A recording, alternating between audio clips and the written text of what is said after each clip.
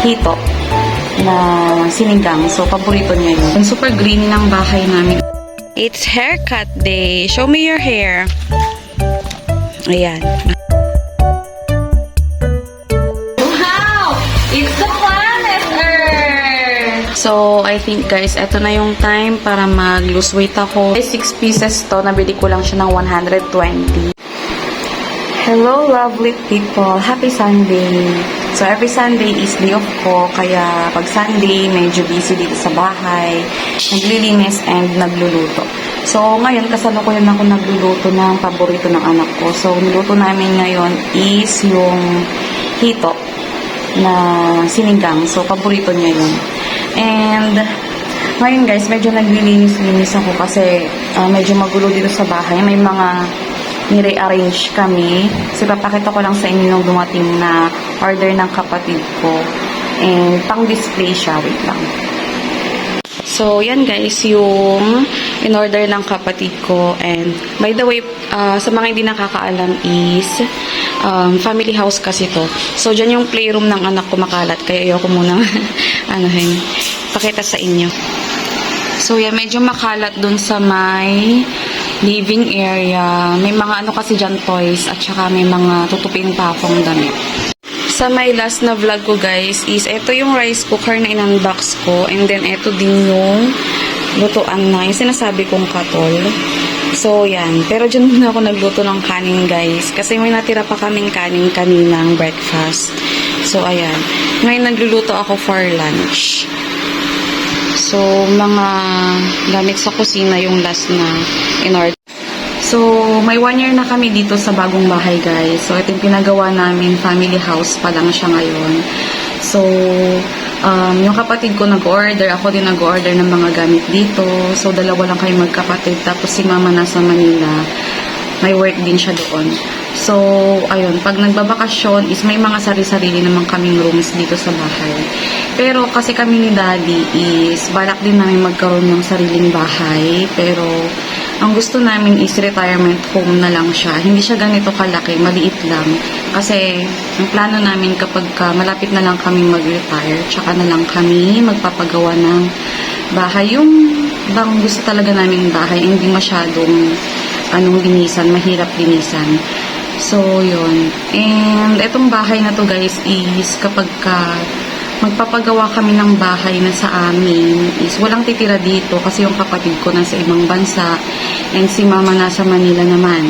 And, si mama din walang kasama dito if ever na ayaw na niya mag-work. So, kami lang yung kasama. And, super green ng bahay namin as you can see.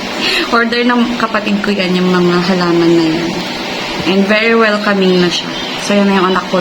Tinanggal na naman yung short niya. Ang balak kasi namin ng kapatid ko is gawing aesthetic look itong bahay. So, aesthetic vibe, yung nauuso ngayon. Kaya, yung mga minimalist and simple na display, bumili din siya. So, antayin natin yung parcel niya and i-unbox natin. So, yun, ilalagay natin dyan sa may display cabinet. It's haircut day. Show me your hair. Ayan, mahaba-haba na ang kanyang hair. Magpapagupit ang ating Aiden. What? Haircut? I'm yeah. scared. No, you're brave. Right? Scared. No. Haircut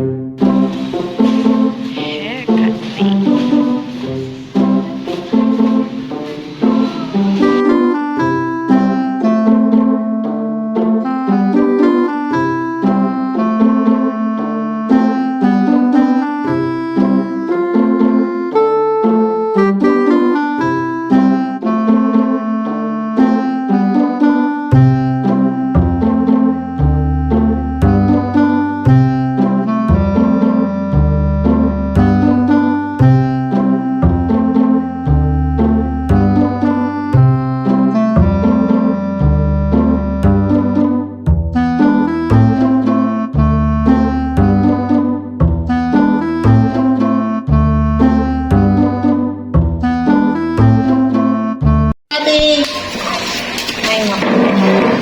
Let's unbox. I think this is your shoes.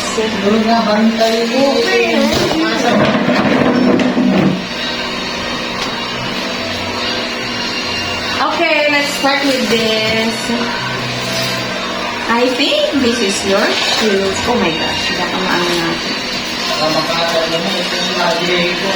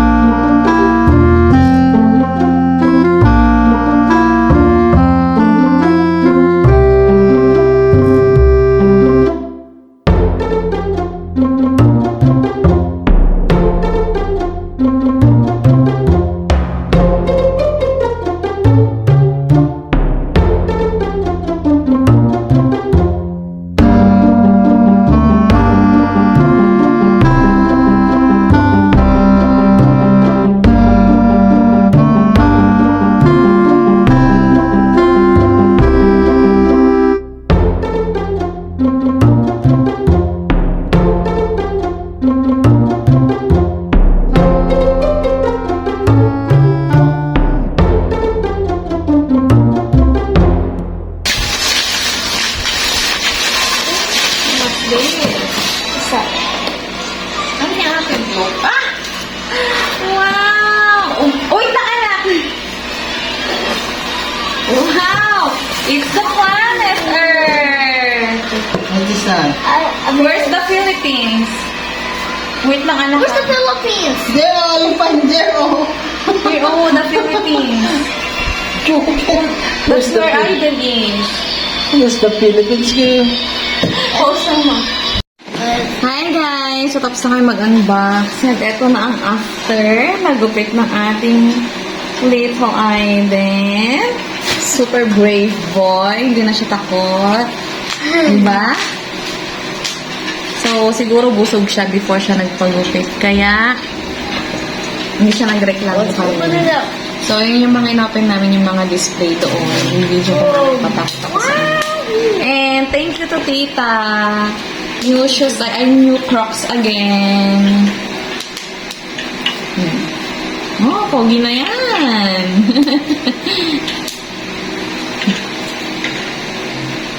Uy, ano siya? Hi guys! So, it's Monday today. And feeling ko yung energy ko is ubus na. Monday na Monday, wala na akong energy. So, siguro napagod lang yung utak ko sa buong maghapon sa office. So, tingnan nyo yan. Mga nilabhan ni Daddy. So, yan yung mga kailangan kong iligpit. Kasi si Daddy yung naglalaba. So, ako naman ngayon yung magtutupi and maglalagay sa mga drawers, damitan namin para fair. Kasi mahirap din naman yung gawain bahay sa totoo lang. So, ayun. Ayoko sana siyang isinop ngayon kasi gusto ko na matulog. Kaso, ano lang kasi sa umaga. Ang nakakainis lang kasi sa umaga, yung pagkabangon may makikita ka na kaagad ng mga kalat. So, ayoko nang ganun. Kaya, iligpit natin siya hanggat may energy pa ako. So, yun. Parang yung yung inipon kong energy for the week is nadidrain na siya. And kailangan ko siguro talagang matulog ng maaga ngayon kasi kagabi nag-edit ako ng video kaya medyo puyat din talaga ako. So siguro yun. So yun guys, kailangan ko munang iligpit dito.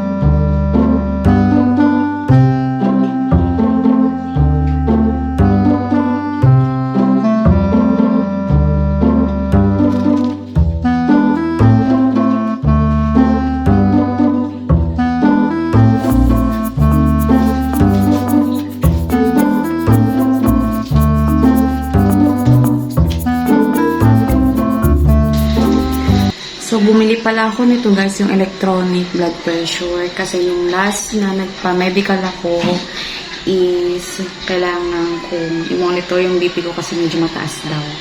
So, kailangan ko lang muna mag-BP ngayon.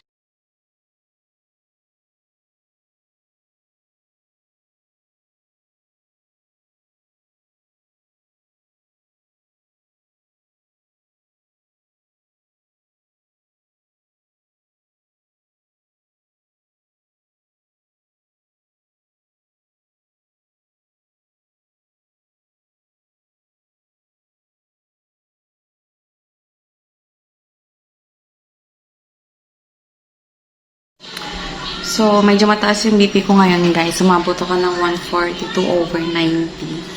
Kasi siguro, nag-ulam ako ng karne ngayong maghapon. Eh, napadami din ako ng kain kaninang dinner. Kaya, yan siguro yung effect niya. Tapos, actually, guys, pili ko kailangan ko na talaga magbawas ng timbang and healthy lifestyle. Kailangan ko talaga magbawas ng timbang siguro. And yung pagkain ko is medyo ko din bawas-bawasan. Exercise. Ayun. And siguro wag masyadong mag-meat, karne.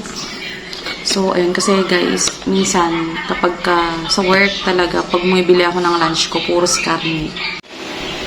So, eto guys, yung aking katawan ngayon. As in guys, tumaba talaga ako. Ayan no, tignan nyo. So, ayan. Kaya, hindi na rin ako magtataka kung bakit high blood ako ngayon.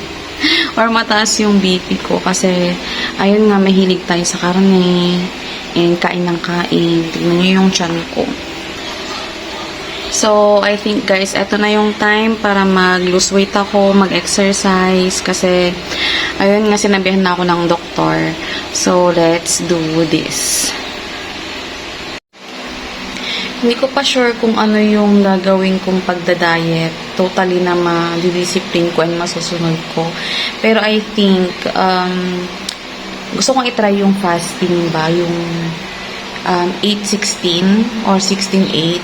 Yung tawag doon, para paggabi, hindi na ako kakain. So, pero yung exercise ko is light lang, siguro mga 10 to 15 minutes. Okay na sa akin yung basta pagpawisan lang ako. So, yun yung naiisip kong ways para medyo mag-lose weight tayo. So, kasi ako ngayon guys, nasa 59 pa 60 kilos na ako, and yung height ko lang is 5 flat. Yun. So, yun lang yung height ko. Kaya, tinignan ko yung, yung ideal na height ng 5 flat is dapat nandun lang ako sa 40 to 42 kilogram. So, yun. Ewan ko kung naano ko yung weight na yun, kung ma-achieve ko. Pero, let's try. Try lang natin. Malay natin. So, kagandahan din na nag-vlog ako is para ma-monitor ko din, makikita ko sa mga in-upload ko kung may, kung may effect ba yung gagawin ko and kung magiging effective yung fasting. So, ayun, yun naiisip ko talagang gawin and sana nga ma-achieve ko kasi gusto ko maging healthy talaga. Kung hindi pa talaga ako sinabihan ng doktor is ayun, baka mag-maintenance na talaga ako forever. So, ayun, yun na lang yung kailangan kong gawin para matulungan ko rin yung sarili ko and maiwasan talaga natin yung pagkakasakit. Grabe, sobrang haggard ko na. Naglinis ako dito sa bahay. And, pawis na ako. And, anyway, eto pala yung mga binili kong shorts para sa makatotohanang exercise or workout. So, yan. Actually, guys, 6 pieces to. Nabili ko lang siya ng 120 sa TikTok. And yung isa na gamit ko na. So, ito yung isang kulay. Ito yung isang kulay. And then, ito. Yung isa dark. So, ito yung lahat ng nabili ko para makapag-exercise na tayo, makapagbawas na tayo ng timbang, and maging okay na yung ating blood pressure. So, that's it for this vlog, guys. Thank you for watching. And sana nagustuhan nyo yung mga sinishare ko sa inyo and nakakatulong din ako sa inyo. So, thank you for watching, guys. See you guys on my next one. Bye!